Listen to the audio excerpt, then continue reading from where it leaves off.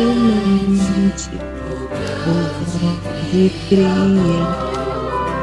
Enquanto os passarinhos Mundo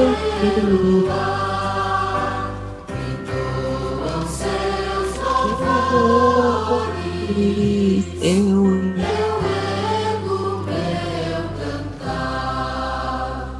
Se às vezes sou tentado ao ouvir a voz do mar, escuto então dos anjos o coro divinar.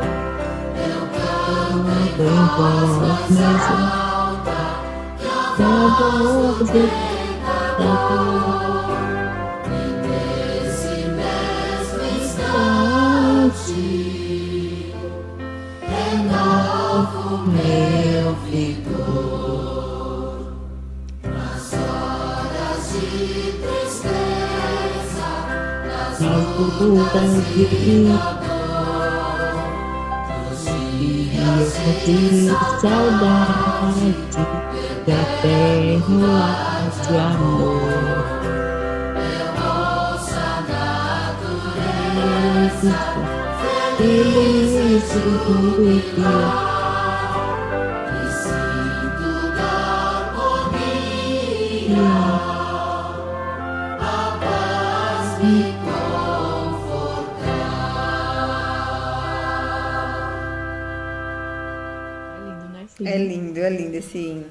E é uma pura verdade, viu? É uma pura verdade. Hoje nós vamos meditar em uma história muito conhecida da Bíblia. Está em Mateus 7, do verso 24 ao 27. Fala de dois fundamentos, né? E aí Jesus diz assim: todo aquele, pois, que ouve estas minhas palavras e as pratica, será comparado ao homem prudente, que edificou a sua casa sobre a rocha. E para a gente entender o que Jesus quis dizer com essas palavras, vamos pedir a unção do Espírito Santo para que nos dê sabedoria, nos dê entendimento para o estudo da lição de hoje. Vamos orar? Glorioso Deus, eterno e amado Pai, Criador dos céus e da terra.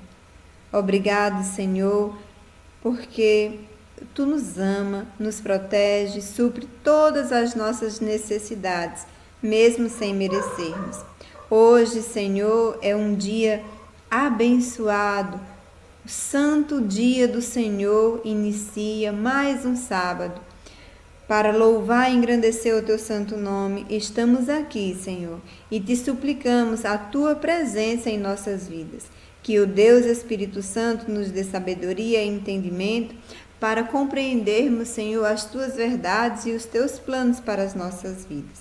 Nosso Deus e Pai, nesta sexta-feira santa, em que, ó Pai, temos a certeza do Teu amor, porque, ó Pai, Tu enviaste o Teu único Filho para morrer em nosso lugar. Que amor tão grande é esse? Ó Senhor, sabemos que não merecemos, mas já Te agradecemos, louvamos a Ti por essa dádiva maravilhosa.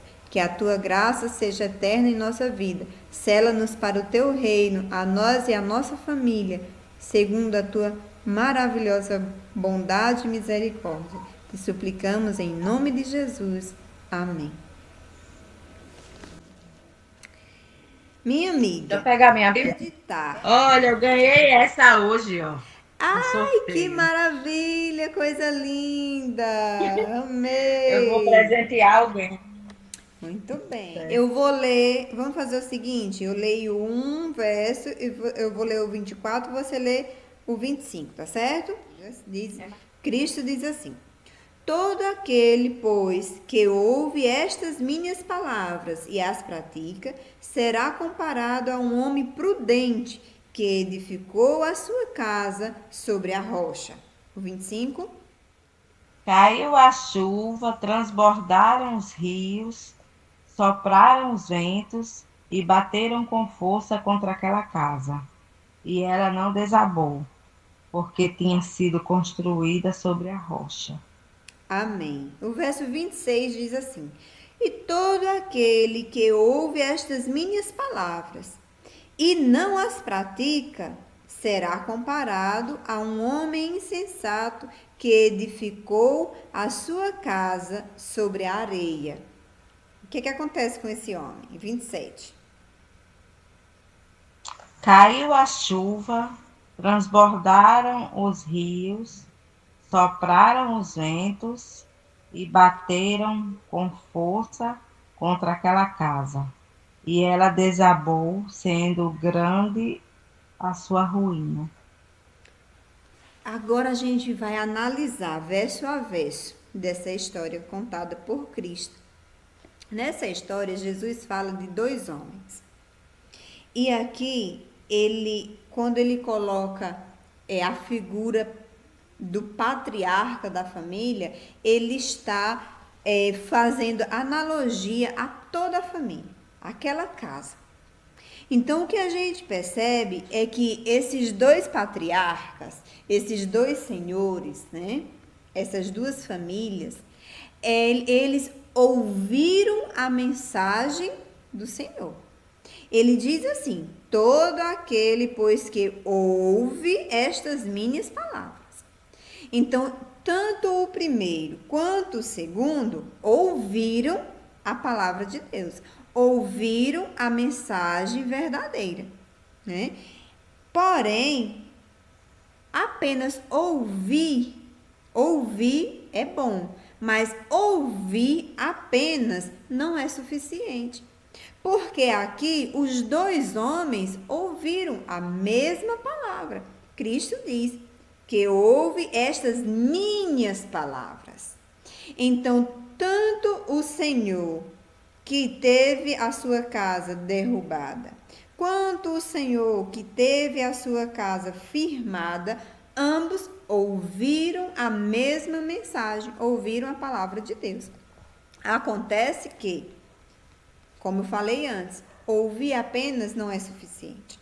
A gente precisa praticar, a gente precisa colocar em prática na nossa vida o que a gente ouve, o que a gente aprende de Deus. Aqui está a diferença dessas duas famílias.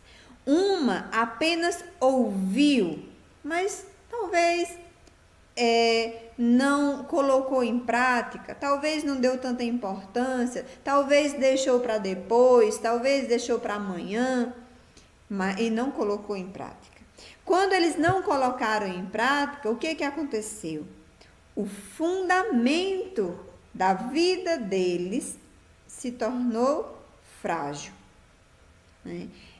O que tinha de diferente entre aqueles dois senhores era o fundamento. Cristo diz que o fundamento daquelas duas casas, né, eram diferentes. Eu imagino que a nossa vida é como essa casa. A nossa vida é como essa casa. Em que sentido, Geilane? No sentido de que a casa, ela pode estar linda, bem arrumada, né? Ela pode ser uma casa de primeiro andar, ela pode ser uma casa de duplex, ela pode ser uma casa, uma mansão. Todos vão olhar ali aquelas duas casas e o que podem dizer sobre elas? Eita, que casa linda! Olha que janelas bonitas! Olha que casa limpa, que casa bem arrumada! Mas nenhum vai saber dizer: olha, o fundamento dessa casa é perfeito. Porque o fundamento da casa, ela não é vista aos olhos nus, né? A gente não pode ver o fundamento da casa, a gente só pode ver a casa construída. Esses dois senhores, eles tinham casas construídas. As casas poderiam ser maravilhosas, poderiam ser 2 mansões perfeitas, mas a diferença entre elas era o fundamento. Quando eu digo que a gente pode ser comparado como essas casas, é que você pode olhar para a minha vida e me ver uma cristã perfeita. Eu olho para a sua vida e eu digo, Marisa é perfeita. Eu olho para a vida do irmão ou da irmã e diz, a vida dele é perfeita, né? Mas a gente não pode simplesmente olhar para a vida do outro e achar que está tudo perfeitinho ali. Porque a gente não consegue ver o que está no interior da pessoa. Somente Deus consegue ver o que está no interior. Então, o fundamento, assim como o fundamento da casa não pode ser visto, o que está em nós também não pode ser visto. O que pode ser visto é apenas a capa, é apenas o que a gente demonstra para as outras pessoas. Mas o outro não tem como saber como é o meu relacionamento com Deus. O outro não sabe se eu estudo a Bíblia todos os dias, o outro não sabe se eu faço culto com a minha família, o outro não sabe se eu dou estudo bíblico, o outro não sabe se eu oro todos os dias, quanto tempo eu oro. Então, os fundamentos da casa não podem ser vistos, assim como o relacionamento do cristão com Deus também não pode ser visto por terceiros. Então, quando a gente edifica a nossa casa sobre a rocha, a gente edifica a nossa vida em Cristo. Não apenas ouvindo, né? Como a gente costuma dizer, entrando pelo um ouvido e saindo pelo outro, mas colocando em prática aquilo que a gente aprendeu todos os dias. É tendo uma comunhão com Deus todos os dias. É em oração, é em jejum, é em estudo da palavra, é dando estudo bíblico, repassando o nosso conhecimento para outras pessoas. É dessa forma que a gente está edificando a nossa casa sobre a rocha. Por outro lado, se a gente for como esse senhor insensato que ouviu as palavras de Cristo, ele construiu uma casa, ele tem uma casa, ele tem um lar. Ou seja, ele ouviu as palavras de Jesus. Ele até, como eu posso dizer, ele até foi à igreja, ele até foi a alguns cultos, ele até se familiarizou com a palavra de Deus, mas aquilo não é suficiente, porque ele não colocou em prática. Então, o seu alicerce ficou frágil, o alicerce daquela vida ficou vulnerável. E aí, quando vem a tormenta, quando vem a perseguição, quando vem a tristeza, quando vem os espinhos da vida, aquele fundamento que é frágil não vai resistir. E aí a casa cai. Assim como no verso 27 diz: e caiu a chuva, transbordaram os rios, sopraram os ventos e deram com ímpeto contra aquela casa. E ela desabou, sendo grande a sua ruína. Quando Jesus voltar, a gente vai descobrir como está o nosso alicerce. Como está o alicerce da igreja.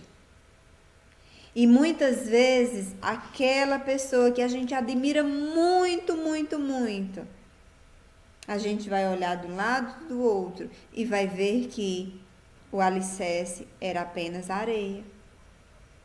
Mas, por outro lado, a gente vai olhar para o lado e vai dizer, essa pessoa está aqui porque aquela pessoa, ela poderia não ter uma casa muito bonita, mas o alicerce dela estava na rocha. O alicerce estava na rocha. Então, que a gente não viva de aparências, apenas uma casa bonita, mas que em nosso interior a gente tenha um verdadeiro convívio com Cristo. E a vida do cristão que tem o verdadeiro convívio com Cristo e o cristão que não tem uma intimidade com o Criador, ambos a gente percebe aqui que vai cair a chuva, que vai transbordar os rios, que os ventos vão soprar na vida dessa pessoa. Ou seja, tanto o cristão fiel quanto o cristão que não é fiel, ambos vão passar aflições, ambos vão ter tristeza, ambos vão sofrer perseguição, ambos podem andar pelo vale da sombra da morte. Mas a grande diferença aqui... Eu fico só olhando assim, é que desde o meu batismo, eu aprendi, eu estava até dizendo a seu Valdizé essa semana, eu tive uma base muito boa de estudo com você. Amém. Quando eu tô olhando os livrinhos das crianças, que é os estudos dele, eu só lembro de você.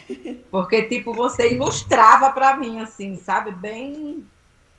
Aí, eu estava dizendo, se não fosse isso, Gillian, se não fosse realmente Deus e essa base que eu tive, eu não estava caminhando, não. Porque foram muitas coisas para me desistir. Muitas coisas mesmo. Inclusive, assim, meus filhos me convidam direto. O que é que a senhora está fazendo nessa igreja? Venha para da gente. Toda a vida estão me convidando, né? Tenho que estar estudando até para ser pastor da igreja deles, videira. E eu estou firme e forte, né? Eu digo, não, eu gosto de estar aqui, eu aprendi assim, e estou firme e forte, assim, mesmo perante o sofrimento que eu estou passando, mas eu aprendi de verdade, assim. O amor Você de tem Cristo, convicção do que você aprendeu, né? Pois é, tocou realmente no meu coração, né? Realmente tudo que você, às vezes eu estava até cochilando, mas eu absorvi muita coisa boa. Glória a Deus, fico muito feliz com o seu testemunho, porque é justamente isso. A vida do cristão, né? Como eu estava falando aqui, ambos vão sofrer aflições. Porque a gente está num mundo de pecado, num mundo em que existe um inimigo do Salvador, que ele vai fazer de tudo para nos derrubar. Por que ele vai fazer de tudo para nos derrubar? O que foi que a gente fez? Ele quer nos derrubar porque eu e você, porque nós somos criaturas do Criador. Somos feitos à imagem e semelhança de Deus. A gente tem a imagem e semelhança de Deus. Ele quis ser Deus e ele não conseguiu. E a gente tem a imagem, a semelhança foi roubada, porque quando o pecado entrou no mundo, né, a nossa semelhança com Deus foi corrompida. Mas a gente tem a promessa que essa semelhança um dia será restaurada. E aí, mais uma vez, a gente vai ter a imagem e a semelhança do Criador. Então, por isso, ele tanto odeia o ser humano. E ele tanto faz com que a gente sofra aflições. Mas Jesus, ele diz, tende bom ânimo. Porque por mais que venha a chuva, transborde os rios e os ventos batam sobre a sua vida, você não está sozinho. Aquele que firmou a sua vida sobre a rocha, aquele que tem Cristo em sua vida, essa pessoa não vai cair. E aí, naquele grande dia, receberá a coroa da vida. Eu fico muito feliz quando você dá esse testemunho de que se não fosse essa base que você recebeu durante o estudo bíblico, talvez você já tivesse caído. Porque realmente eu absorvi. E eu debatia com ele. Muito bem. Principalmente sobre o pecado, que ele falava que toda hora, todo momento que a gente pecar, Deus está pronto para nos perdoar. Sim, Ele está pronto para nos perdoar. Mas assim, toda hora a gente vai estar cometendo pecado grave e sem receber as consequências daquele pecado, É. entendeu? E aí, é isso, a gente tem que ter muito cuidado, porque Deus, ele nos perdoa para que a gente viva uma vida semelhante à vida de Cristo. E não para que a gente seja um pecadeiro, digamos assim, né? Ah, Cristo morreu por mim, então eu posso pecar à vontade, porque Ele vai sempre me perdoar. Não é assim. Não é dessa forma, né? Cristo, ele nos dá a oportunidade de mudança. É tanto que existe um estudo que ele diz fé, né? A gente precisa crer que Jesus morreu por mim. E aí, se Cristo morreu por mim, então eu não posso morrer novamente. Mas eu preciso reconhecer o meu erro. Eu preciso chegar ao arrependimento. É tanto que o primeiro passo é fé, depois arrependimento e confissão. Então, quando eu creio que Jesus morreu por mim, nossa, ele morreu por causa do meu pecado. O Criador de todas as coisas morreu por causa do meu pecado. Isso deve me causar dor. Isso deve me causar arrependimento de ter pecado. E aí, quando eu me arrependo, eu vou e confesso o meu erro diante de Cristo e tem a conversão. O que é a conversão? É voltar. Se a gente está num caminho errado, a primeira coisa que a gente faz é, não, esse caminho não vai chegar na casa da minha mãe. Esse caminho não vai chegar no meu trabalho. Esse caminho não vai chegar no parque onde eu quero ir, na praia. Então, eu tenho que voltar e pegar o caminho certo para que eu possa chegar no meu destino. Então, se eu estou pecando e eu entendo que aquele pecado só vai trazer morte, só vai trazer dor e destruição, então eu preciso converter-me. Então, é tanto que todo aquele que nele crê, não pereça, mas tenha a vida eterna. Eu preciso crer em Jesus, mas Jesus, uma vez que eu vou até ele me aceita do jeito que eu estou. Mas quando eu chego, ele quer que eu seja transformada. Ele quer que eu viva agora de acordo com a palavra dele. É por isso que ele diz aqui que aquele que ouve as minhas palavras e não as pratica será comparado a um homem insensato. Porque recebeu a oportunidade, mas deixou a oportunidade passar. Não praticou, não absorveu, não colocou aqueles ensinos em prática. E aí, infelizmente, vai ruir, a casa vai cair. E quando essa casa vai cair? Quando Cristo voltar. Que aí a gente está em Mateus 7. Se a gente andar um pouquinho, quando Jesus ele diz que todo pecado será perdoado, mas que o pecado contra o Espírito Santo, esse não será perdoado, ou seja, mostra que tem um limite, né? Então, quando que o pecado, no caso, contra o Espírito Santo não será perdoado? Por quê? É justamente isso, a pessoa peca uma vez, aí me perdoa, Senhor. Peca duas vezes, me perdoa, Senhor. O coração ele vai esfriando, vai achando que ali é normal, que pecar é normal, que Deus está como eu não sou é como se eu não fosse serva de Deus, mas é como se Deus fosse o gênio da lâmpada, que toda vez que eu precisar dele, eu for chegar ali naquela lâmpada e fazer um pedido. Ou seja, eu estou diminuindo Deus, né? Como se a minha vontade fosse superior ao Deus que eu sirvo. E não é bem assim. Então, todas as vezes que o Espírito Santo vai falando ao nosso coração, faz assim. Porque a gente ouve. Quando a gente vai fazer alguma coisa errado, o Espírito Santo fala à nossa mente. Não faz assim que vai dar errado. Aí, não, mas só dessa vez. Aí a gente vai lá, Mas fala faz. mesmo, Juliana. Antes eu frequentava uma outra igreja, né? Bem antes, quando eu era pequeno. E, assim, eu fiquei muito tempo sozinha, criando eles. E qualquer coisa que aparecia para mim que eu achava que era errado, o Espírito Santo corrigia. Simplesmente, só por eu acreditar, né? E ter a confiança em Deus e já conhecer.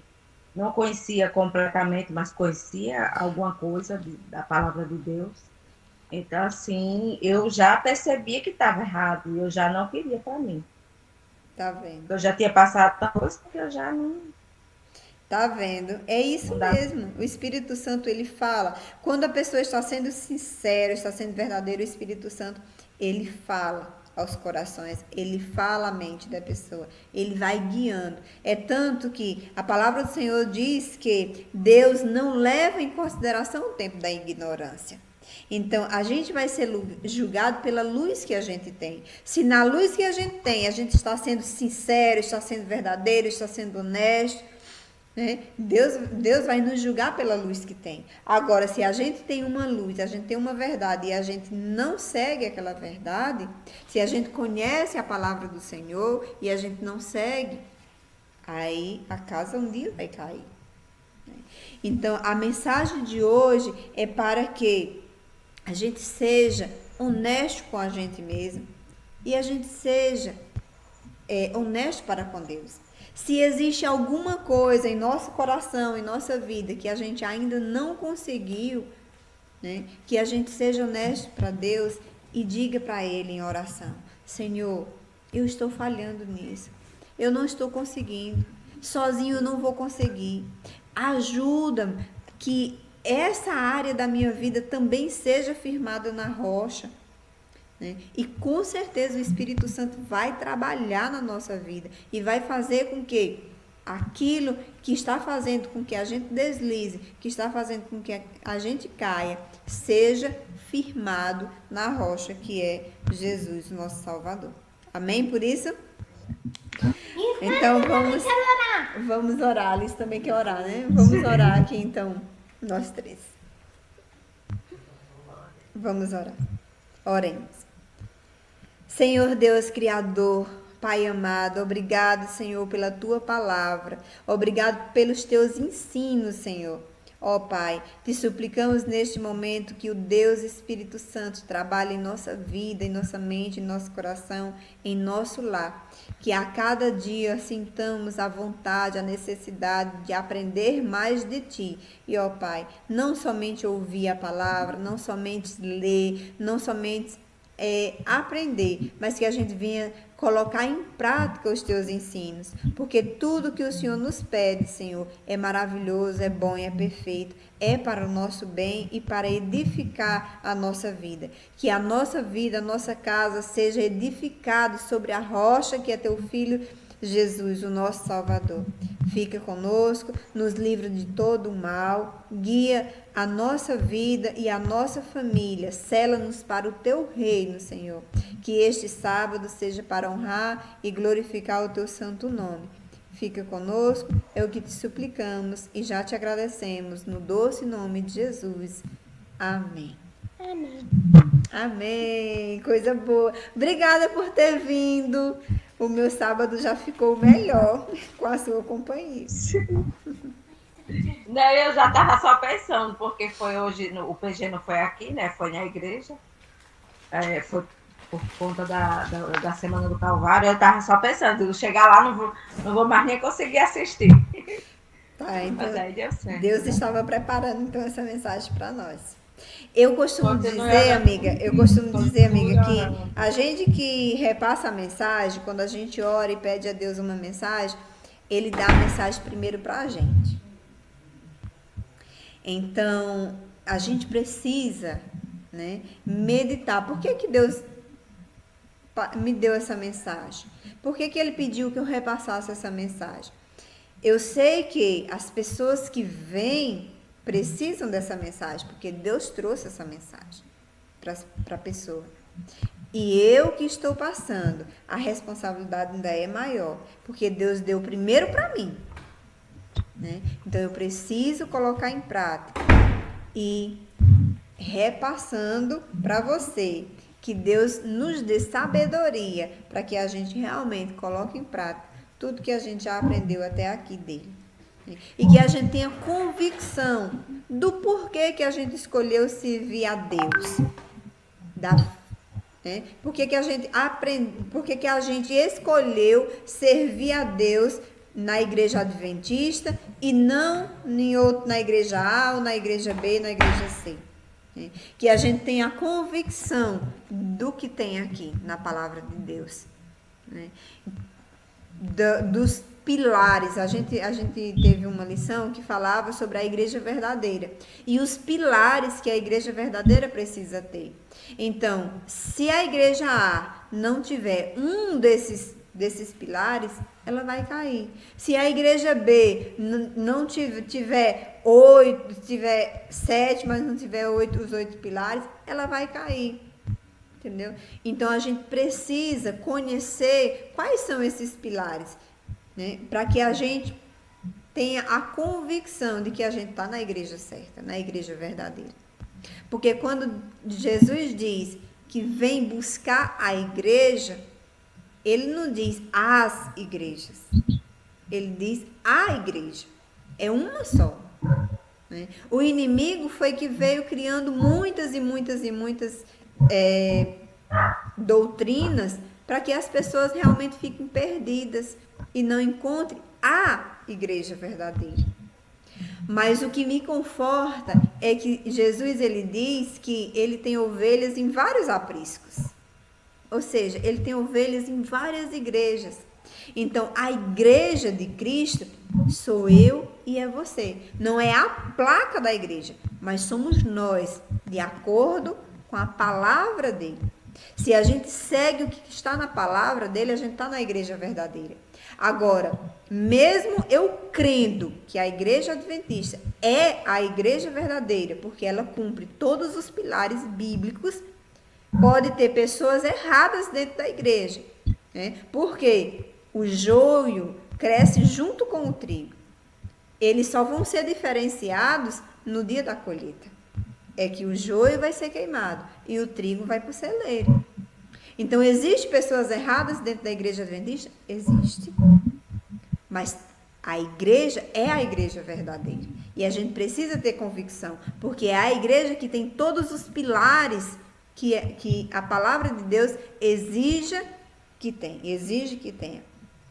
Entendeu? Agora, existem pessoas fiéis, honestas, que amam a Deus e que buscam os caminhos do Senhor em outros apriscos. E em João 10, Jesus ele diz: a mim convém conduzi-las. Deus Ele quer usar a mim e a você para que através de nós Ele conduza as pessoas ao aprisco verdadeiro. Entendeu? Então, por isso que a gente precisa dar estudo bíblico, para que as pessoas conheçam os pilares da igreja verdadeira, para que quando as pessoas escutem as mentiras, elas possam dizer: não, mas a palavra de Deus diz dessa forma. Assim diz o Senhor. E a gente precisa ser esse povo de assim diz o Senhor. Não é o assim eu penso. Eu penso que pode ser assim. Eu acho que pode ser dessa forma. Mas a prática não é bem assim, pode ser de tal forma. Não. Assim diz o Senhor.